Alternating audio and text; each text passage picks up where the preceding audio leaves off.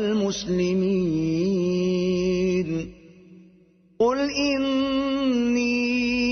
أخاف إن عصيت ربي عذاب يوم عظيم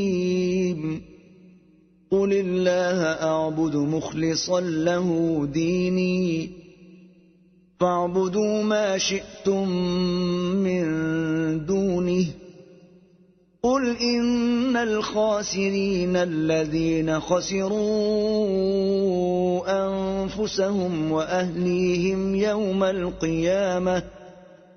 ألا ذلك هو الخسران المبين لهم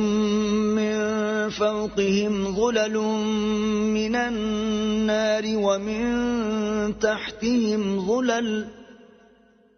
ذلك يخوف الله به عباده يا عباد فاتقون والذين اجتنبوا الطاغوت أن يعبدوها وأنابوا إلى الله لهم البشرى فبشر عباد الذين يستمعون القول فيتبعون أحسنه أولئك الذين هداهم الله وأولئك هم أولو الألباب أفمن حق عليه كلمة العذاب أفأنت تنقذ من في النار لكن الذين اتقوا ربهم لهم غرف من فوقها غرف مبنية تجري من تحتها الأنهار وعد الله لا يخلف الله الميعاد ألم تر أن الله أنزل من السماء ماء فسلكه ينابيع في الأرض ثم يخرج به زرعا مختلفا ألوانه ثم يهيج فتراه مصفرا ثم يجعله حطاما إن في ذلك لذكرى لأولي الألباب أفمن شرح الله صدره للإسلام فهو على نور من ربه فويل للقاسية قلوبهم من ذكر الله أولئك في ضلال مبين الله نزل أحسن الحديث كتابا متشابها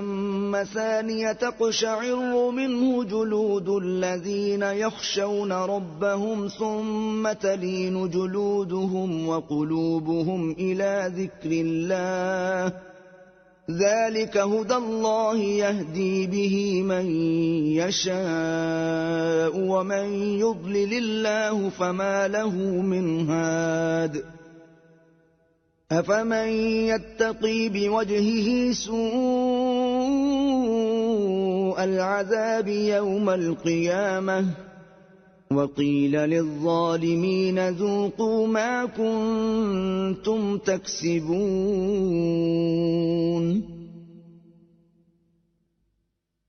كذب الذين من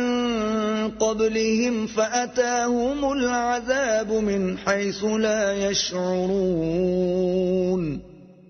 فأذاقهم الله الخزي في الحياة الدنيا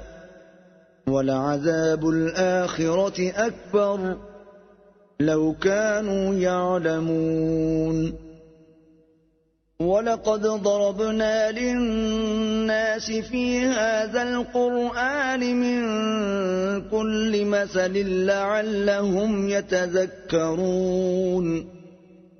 قرآنا عربيا غير ذي عوج لعلهم يتقون ضرب الله مثلا رجلا فيه شركاء متشاكسون ورجلا سلما لرجل هل يستويان مثلا الحمد لله بل أكثرهم لا يعلمون إنك ميت وإنهم ميتون